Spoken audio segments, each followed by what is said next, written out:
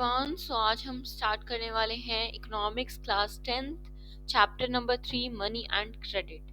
तो मैंने आपको वीडियो बना रखी है फर्स्ट और सेकंड चैप्टर की। You can click on the I button और have my playlist okay in the playlist section. तो आज हम स्टार्ट करने वाले हैं money and credit.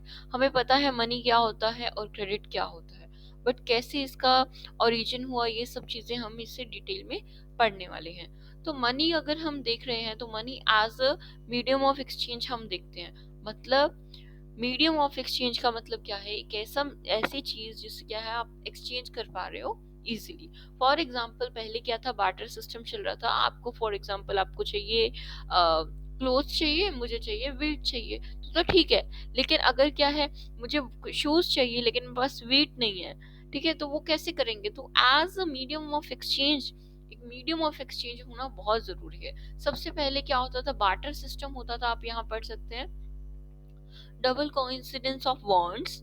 In the barter system, where goods are directly exchanged without the use of money, double coincidence of bonds is an essential feature. इसका मतलब ये है कि गुड्स और सर्विसेज को डायरेक्टली एक्सचेंज किया जाता था बिना मनी का यूज किए हुए, जिसमें हमारी जो वॉन्ट्स हैं वो एक जैसी होना जरूरी है। अब क्या है, ट्रांजैक्शन ऑफ मनी को लाया गया, मनी को बीच में लाया गया। क्यों लाया गया? ताकि क्या है, एक मीडियम ऑफ एक्सचेंज बन सके। जो पर्सन मनी को होल्ड कर रहा है वो एक्सचेंज कर सके इजीली, किसमें, कम्युनिटी और कोई कम्युनिटी और सर्विस के बेसिस पे जो भी उसे चाहिए। क्लियर? अब मनी क्या है, एक इंटरमीडिएट स्टेप, बीच में एक ब्रिज काम करता है। डबल कोइंसिडेंस ऑफ वांट्स जो था उसे एलिमिनेट कर देता है, खत्म कर देता है। क्लियर? इतना समझ आ गया? तो मनी क्या है, since money acts as a intermediate in the exchange process, it is called a medium of exchange. तो हमें पता लग गया मीडियम ऑफ एक्सचेंज से क्यों बोला जाता है। इन केस आपके एग्जाम में क्वेश्चन आ रहा है, explain money as a medium of exchange, तो जो भी लाइंस मैंने हाईलाइट किए, you can highlight these lines in your book. आपको कोई नोट्स बनाने की जरूरत नहीं है, सिर्फ इसे हाईलाइट कर लीजिए और इसे याद कर लीजिए, ठीक है, कि ऐसे हमारा आंसर क्वेश्चन बन सकता है। ठीक है, तो आपको क्वेश्चन में बता दिया। अब नेक्स्ट हमारा टॉपिक है, नेक्स्ट टॉपिक क्या है, modern forms of money. Modern forms of money, तो आपका क्वेश्चन यहाँ से क्या फॉर्म हो सकता है कि what do you know about modern forms of money. Okay, तो मॉडर्न फॉर्म्स ऑफ मनी के बारे में आप क्या जानते हैं? तो करेंसी, हमें पता है कि करेंसी पे कौन सी होती है, पेपर नोट्स होते हैं, कॉइन्स होते हैं, राइट। अब ये क्या है, it is accepted as a medium of exchange, ये पढ़ लिया, is because the currency is authorised by the government of the country. क्योंकि ये government of the India, for जिस भी कंट्री की जो करेंसी है वो क्या है, ऑथराइज की जाती है गवर्नमेंट से, कि वो क्या करता है, मानते हैं कि yes this is the valid currency. For example India में आरबीआई है, जो रिजर्व बैंक ऑफ इंडिया, वो क्या करता है, करेंसी नोट्स इशू करता है गवर्नमेंट, सेंट्रल गवर्नमेंट के बिहाफ पे। इतनी बात क्लियर है। अब इसमें एक और बड़ा सी चीज दी हुई है, ये पैराग्राफ आपको कॉपी पेस्ट अपने आंसर्स में लिखना है ताकि आपके मार्क्स अच्छे से बन सके। तो हाउ इट इज, मैं पढ़ के सुना रही हूँ। The law legalizes the use of rupee as a medium of payment that can't be refused in settling transactions in India. No individual in India can legally refuse a payment made in rupees, since the rupee is widely accepted as a medium of exchange. तो इतनी सी बात समझ आ गई? Clear? अब क्या है, first हमारा है एक मॉडर्न फॉर्म ऑफ करेंसी में क्या आएगा, मॉडर्न फॉर्म ऑफ मनी में क्या आएगा, currency. Second, deposits with banks, जो भी हमारे बैंक्स के साथ डिपॉजिट्स हैं, जैसे डिमांड डिपॉजिट्स, जो भी हम डिपॉजिट कराते हैं वो हम ऑन डिमांड क्या कर सकते हैं, विड्रॉ कर सकते हैं, that is demand deposit. Clear? Let me highlight this also. Okay, तो ये आपको हमेशा डिमांड डिपॉजिट्स के बारे में याद रखना है। अब डिमांड डिपॉजिट्स जो है इसके बारे में क्या है, एक और करेक्टरिस्टिक्स है मनी का। ठीक है, समझ आ गया? अब थर्ड हमारा जो क्या है, चेक। चेक में पेमेंट होती है, हमें पता है। तो चेक होता क्या है, a check is the paper instructing the bank to pay a specific amount from the person's account to the person in whose name the check has been issued. क्या मतलब है? जैसे हम ये देखते हैं, एक चेक है, अब जैसे साहिल ने क्या किया, इसका सलीम ने क्या किया, चेक साइन किया, मतलब इसके अकाउंट से, सलीम के अकाउंट से पे किसको, प्रेम कुमार को 57,000 रुपीज हमें पे करने हैं। क्लियर? ये बाकी सब चेक नंबर है, कोडिंग यूज बाय न, तो ये क्या है, एक तरह का चेक है जो मॉडर्न फॉर्म्स ऑफ मनी का एक पार्ट है। क्लियर? अब हमने ध्यान से देखा तो हमने देखा कि करेंसी है, डिमांड डिपॉजिट्स है और चेक है, ये सब क्या है, क्लोजली इंटरलिंक्ड है, लिंक्ड है मॉडर्न बैंकिंग सिस्टम के काम से। क्लियर? इतनी बात समझ आ रही है? लोन एक्टिविटीज ऑफ बैंक, क्या लोन एक्टिविटीज है बैंक की, नेक्स्ट टॉपिक पे हम आ चुके हैं। ठीक है, तो अभी तक आप वीडियो पॉज कीजिए, पीछे वापस जाइए, कितना पढ़ा दोबारा फटाफट रिवाइज कीजिए, जल्दबाजी मत कीजिए। ठीक है, इतना करने के बाद next topic, loan activities of banks. Loan activities क्या है बैंक्स की, ये सब हम पढ़ने वाले हैं। तो हाईलाइट ऑब्वियसली वही चीज की है जो आपको ध्यान रखनी है, अपने माइंड में रखनी है, याद करनी है। ठीक है, तो उस चीज को आप थोड़ा इंश्योर कीजिए। राइट? से 15% of their deposit as cash. This is kept as a provision to pay the depositors who might come to withdraw money from the bank on any given day.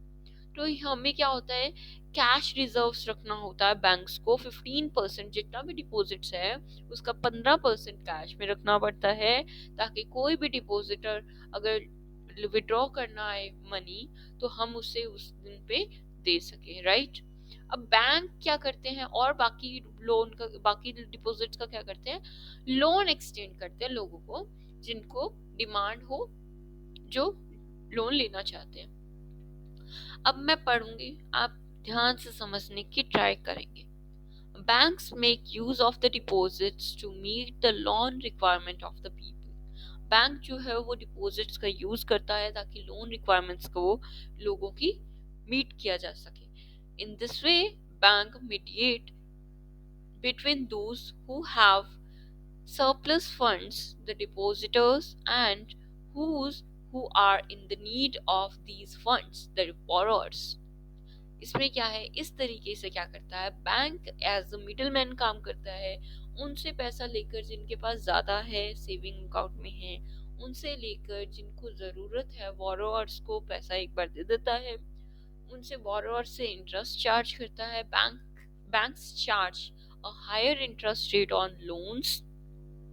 ठीक है, लोन्स पे ज्यादा interest rate लेते हैं और deposits पे कम offer करते हैं, then they offer on deposits. समझ आ गया? तो इसका क्या है, क्या होता है, बैंक का बेनिफिट होता है। The difference between what is charge from the borrowers, जितना बोरोअर से, जिसको लोन दिया गया है उससे जितना चार्ज किया जा रहा है और जितना डिपॉजिटर्स को पे किया जा रहा है, उसके बीच का जो डिफरेंस है वो क्या है, बैंक्स का क्या है, इनकम सोर्स है। क्लियर? समझ आ रहा है? तो दिस इज द डायग्राम। आप अगर बना के आएंगे अपने एग्जाम में तो भाई नंबरों की ना, मार्क्स की बारिश होने वाली है, तो बना के आना प्लीज।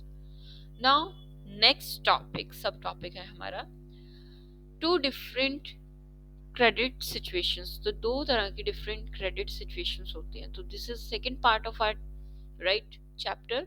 तो क्रेडिट से स्टार्ट हो गया। तो क्रेडिट होता है loan, refers to an agreement in which the lender supplies the borrower with money, goods or services in return for the promise of future payment.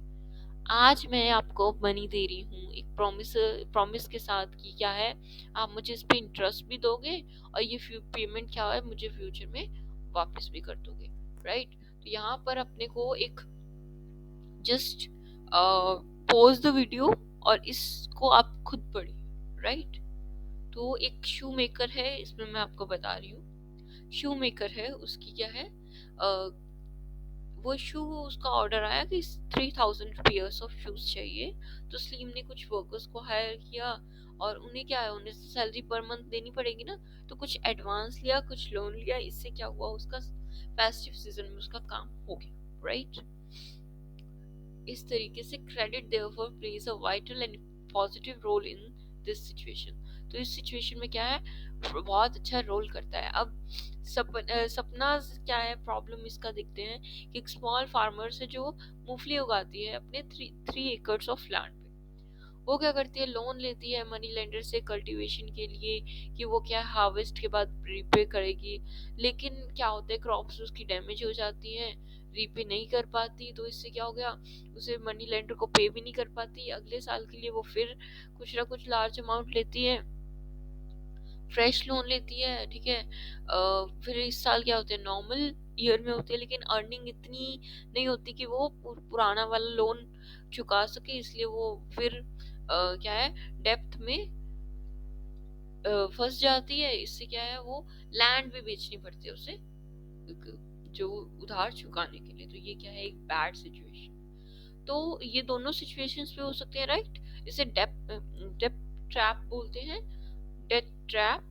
So rural areas में demand आती है credit के लिए, crop production के लिए। और repayment of loan क्या है, क्रूशियली डिपेंडेंट होता है जो फार्मिंग की इनकम से होता है, राइट। तो ये जो डेथ ट्रैप है, death trap, credit in this situation pushes the borrower into a situation from which the recovery is very painful। हमने सरपन्ना का देखा ना, क्या प्रॉब्लम है, तो वो चीज है। whether credit would be useful or not therefore depends on the risk in the situation and whether there is some support in case of loss। तो ये क्या है, यूजफुल हो, ये तो आपको अगर क्रेडिट से रिलेटेड क्वेश्चन आ रहा है ना, तो भाई ये डालना है, क्लियर। ये जो अंडरलाइन जो मैंने हाईलाइट किया वो डाल दी ना, तो आपका मार्क्स मिल जाएंगे। अब नेक्स्ट सब टॉपिक क्या है हमारा, terms of credit. Terms of credit क्या है वो हम देखते हैं। तो कोलेटरल, अगर मैं आपसे लोन लेना चाहूँ तो आप तो कुछ ना कुछ सिक्योरिटी मांगोगे, तो वो सिक्योरिटी को क्या बोलते हैं, कोलेटरल। कोलेटरल एक ऐसी एसेट होती है, collateral is an asset that the borrower owns such as land, building, vehicle, livestock, deposits with banks, and uses this as a guarantee to a lender until the loan is paid। तो इस चीज को as a guarantee use किया जाता है lender के लिए जब तक लोन रीपे नहीं होता। आपको गिरवी चीज रखनी होती है, लाइक उसे क्या बोलते हैं, कोलेटरल बोलते हैं, क्लियर। अब इसमें क्या है, interest rate, collateral, documentation requirements and mode of repayment together comprises what is called as terms of credit. तो आपसे पूछा जाए what do you mean by terms of credit, तो आप ये कॉपी पेस्ट करके आएंगे, ठीक है। अब क्या है, ये वैरायटी ऑफ क्रेडिट अरेंजमेंट्स है, you have to read it by yourself, ठीक है। मेरे बताने से इतना इम्पैक्ट नहीं पड़ेगा, मैं बता सकती हूँ, आई नो बता सकती हूँ, बट आप खुद पढ़िए, right. Loans from cooperatives, cooperative banks होते हैं, तो उनसे कैसे लोन्स लिए जाते हैं, तो ये भी काफी अच्छा है, तो ये आप देख सकते हैं। इसमें क्या है, formal sector credit in India. तो फॉर्मल सेक्टर का क्या, कैसे फॉर्मल सेक्टर से क्रेडिट लिया जाता है, तो हमने मदर इंडिया मूवी देखी होगी, राइट, आपने। तो उसमें क्या होगा कि क्रेडिट वो एक साहूकार से लेती है, तो वो बार बार क्या है, कोई प्रॉपर रिकॉर्ड्स नहीं बनाता, और इससे क्या होता है, बहुत ज्यादा वो डेप्थ ट्रैप में पहुंच जाते हैं। उन्हें पूरा जो मतलब बहुत ज्यादा प्रॉब्लम आती है एट द एंड, उन्हें अपने जो जमीन है उससे हाथ पैर गंवाना पड़ती है, ठीक है। The various forms of loans can be convertedly grouped as formal sector loans and informal sector loans। तो फॉर्मल और इनफॉर्मल सेक्टर ऑफ लोन्स होते हैं, राइट। तो ये हमें एक ग्राफ में बताया गया है कहाँ से कौन से लोन्स लिए जाते हैं, जिसमें कमर्शियल बैंक्स 51% कमर्शियल बैंक से लिए जाते हैं, कोऑपरेटिव बैंक्स एंड सोसाइटी 10% है, राइट। तो ये मेन चीजें हमें याद रखनी है यहाँ से। The Reserve Bank of India supervises the functioning of formal sources of loans. Formal sources of loans को आरबीआई क्या करता है, सुपरवाइज करता है, ध्यान रखता है, ठीक है। There is no organization which supervise the credit activities of lenders in the informal sector. Informal sector में कोई supervision नहीं है, क्लियर। अब इसमें क्या है, the cost of to the borrower of informal loans is much higher. जो informal loans होते हैं वो मन मर्जी से क्या है करते हैं, इंटरेस्ट लगाते हैं, राइट। चीप और affordable credit is crucial for countries development. Country के डेवलपमेंट के लिए चीप और अफोर्डेबल क्रेडिट जो है वो जरूरी है, राइट। अब फॉर्मल एंड इनफॉर्मल क्रेडिट के लिए हु गेट्स व्हाट, क्या मिलता है, ये सब क्या है हमारे राइट फैक्ट्स हैं। You have to pause the video right now and ये फैक्ट्स आपको ध्यान रखने हैं, क्लियर। अब जो फॉर्मल सेक्टर है वो क्या है, still half of the credit needs को ही पूरा कर पा रहा है रूरल पीपल का, क्लियर। यहाँ आपको डायग्राम दिख रहा है, ठीक है, तो आप इस डाटा को थोड़ा ध्यान में रखें ताकि आप अच्छे से कवर कर सके, राइट। अब thus it is necessary that banks and cooperative increase their lending particularly in the rural areas so that the dependence on informal sources of credit reduces। तो ये बैंक्स और कॉपरेटिव्स को क्या है, थोड़ा इंक्रीज होना चाहिए, लैंडिंग अपनी बढ़ानी चाहिए रूरल एरियाज में स्पेशली, ताकि वो इनफॉर्मल सोर्सेज पे क्या है डिपेंड ना करें। सेकेंडली जो फॉर्मल सेक्टर है उसे लोन एक्सपेंड करने की जरूरत है ताकि जो जिन लोगों को भी लोन्स की जरूरत है उन्हें मिल सके।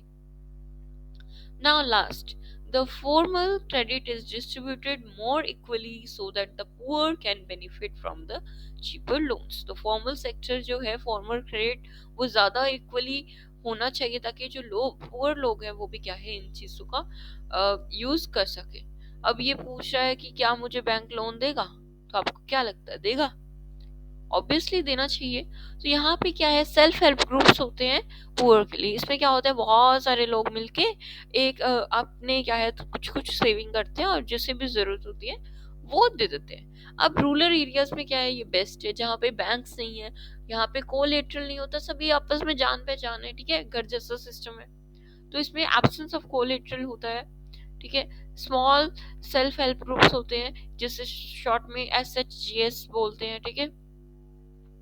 ये जैसे इस तरीके से एक वुमेन का सेल्फ हेल्प ग्रुप है, इसकी मीटिंग हो रही है, जैसे यहाँ पे तो तंबोला वगैरह भी खेलते हैं तो वो किटी किटी बोलते हैं ना, तो वही सेम चीज है। तो ग्रामीण बैंक ऑफ बांग्लादेश ये आपका है। ग्रामीण बैंक ऑफ बांग्लादेश में क्या है, जब 1970s में ये स्टार्ट हुआ था ग्रामीण बैंक, और 2018 में 9 मिलियन मेंबर्स हैं इसके, और 81,600 विलेजेस जो है वो बांग्लादेश के अक्रॉस हैं।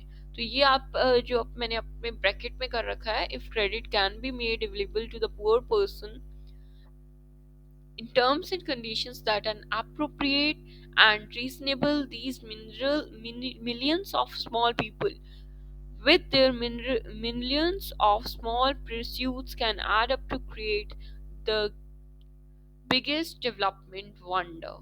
तो ये किसका है, ये सब चीज आप लास्ट में कंक्लूजन में लिख के आएंगे भाई, मार्क्स मिलेंगे। अगर कोई भी क्वेश्चन आता है 4 मार्क्स का 6 मार्क्स का जहाँ पे आपको ज्यादा कंटेंट नहीं मिल रहा, तो भाई कॉपी पेस्ट कराना, गारंटी है।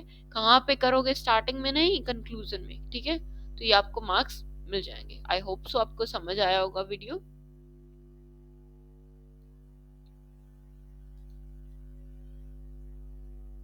So stay tune for the next video. आपको प्लेलिस्ट आपको मिल जाएगा डिस्क्रिप्शन में, और जस्ट थोड़ा एक्सप्लोर कीजिए मेरा चैनल, काफ़ी कुछ मिलेगा आपको। सो आज के लिए बस इतना ही।